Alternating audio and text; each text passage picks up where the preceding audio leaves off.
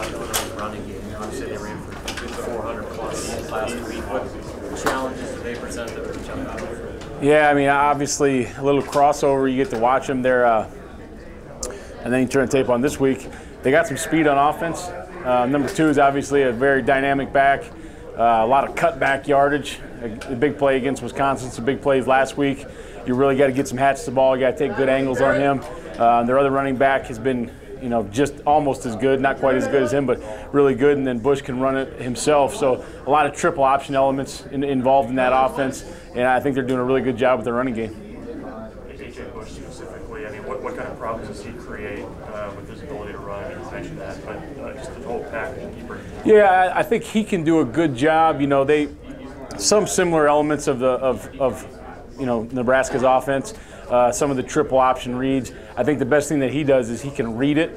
He knows who he's reading. He can make a quick decision. He can pull it. He can give it. He can pitch it. And when he runs it himself, he's very effective. So I think just his ability to read what he's supposed to read and make a good decision is making that thing go. I was talking to Joe about that hybrid position that he's playing. I asked him if he preferred safety or linebacker. He said he's just a football player, so he'll do whatever you want. How nice is it to have a guy like that? Yeah, it's great. It's great to we got another guy that we can put to the field against some of these spread teams in the Big Ten now.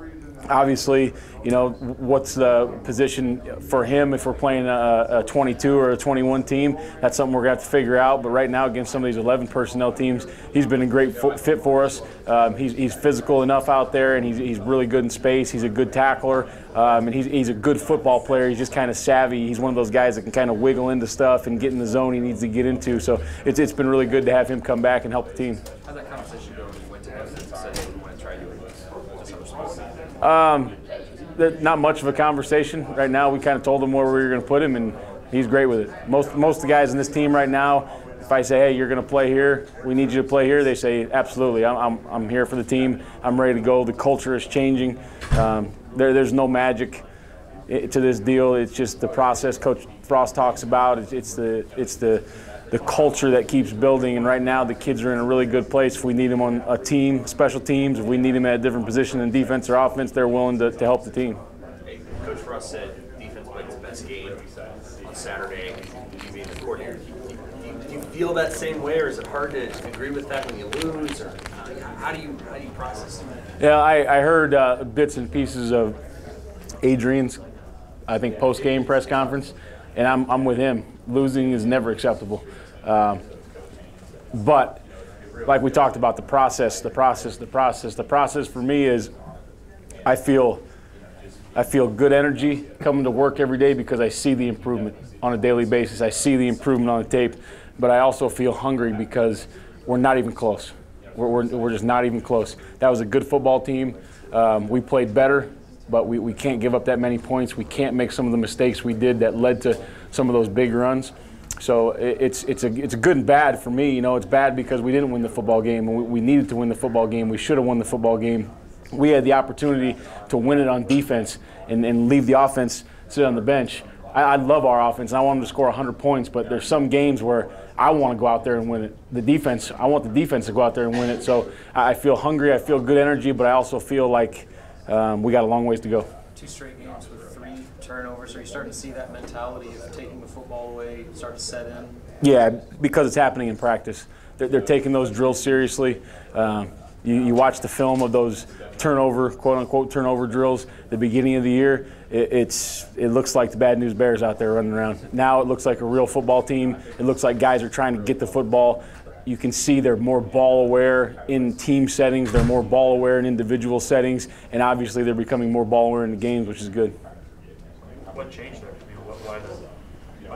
I think, like we talked about before, that there's no magic potion. It's just the process. We just keep talking about it. We keep coaching it. We keep coaching it on film. We keep coaching the drills.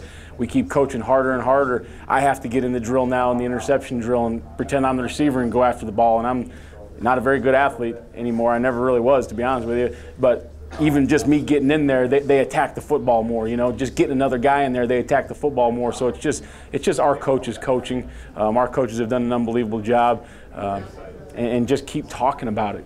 And it's amazing. The kids are talking. I get them up on the sideline before a drive, a TV timeout or whatever. At the beginning of the year, it's crickets. It's me talking to myself. You know, now we go out there, that first drive, everybody was like, you know, half the group was like, we're going to hold them to 3, and half the group was like, oh, hell no, they ain't getting any points. And I'm like, you guys got it, let's go.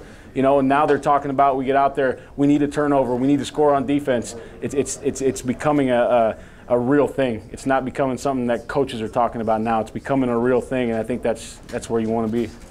Was there a player that led that started to talk more? No, it's everybody. And I think, you know, probably there's a couple guys, you know, I'm sure, you know, some of those guys that have a bigger voice, the Moes and the Micks and the Lukes, I think they might have started it, but now you hear it within all the groups, the DBs, the D-line, you know, the D-line's talking about let's get a sack, the DBs are talking about let's take the ball away. So it's a good deal.